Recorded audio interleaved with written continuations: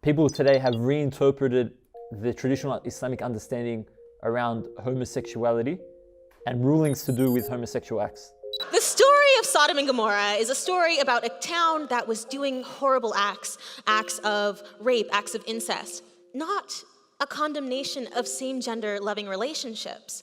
It wasn't homosexuality that these people were involved in, it was acts of rape. How is this aggressive sexual assault in any way or form analogous to the legitimate human need for intimacy, affection, and companionship for LGBTQ Muslims? There is absolutely no connection, there is absolutely no analogy here. Can we elaborate on this in light of the conversation? Yeah, so this is another example where you have certain people who have already accepted a certain preset notion ID. And then they come to the Quran and Sunnah with that framework, with their ID, and they try to place that ID into the Quran, rather than actually taking the Quran for what it is. The Quran itself says, what does the Quran say? The Quran says, Lot was speaking to his people. And he says to his people, إِنَّكُمْ لَتَأْتُونَ الرِّجَالَ شَهْوَةً مِّن دُونِ النِّسَاءِ. Verily you people, you go to males out of lust rather than going to females. So the general argument that is made by these people who want to reinterpret this verse, they say that this verse is referring to rape, that these men were going to other men and raping them.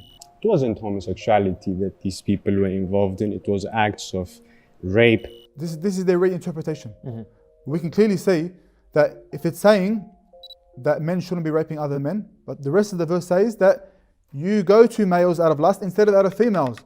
So if it is not okay to rape men, then does it become okay to rape women? Of course not. According to their reinterpretation, if you follow their logic, then it should be allowed to rape women, which is definitely not the case. So there's something there that is allowed between a male and a female, which isn't allowed between a male and another male. So it can't be rape, because rape isn't allowed between a male and a female. So these type of arguments, you can clearly see that they have preset notions, preconceived ideas. And I want to make and stress the point that what we are talking about here, when we criticize or when the verse criticizes males going to another male, what we're criticizing is not your orientation, your sexual orientation. Rather, we are criticizing you acting upon that sexual orientation in any way. Islam, the Quran, our tradition, without any difference of opinion, has agreed upon that you acting upon your sexual orientation, the actual act of going to another male out of lust, are forbidden, without any disagreement.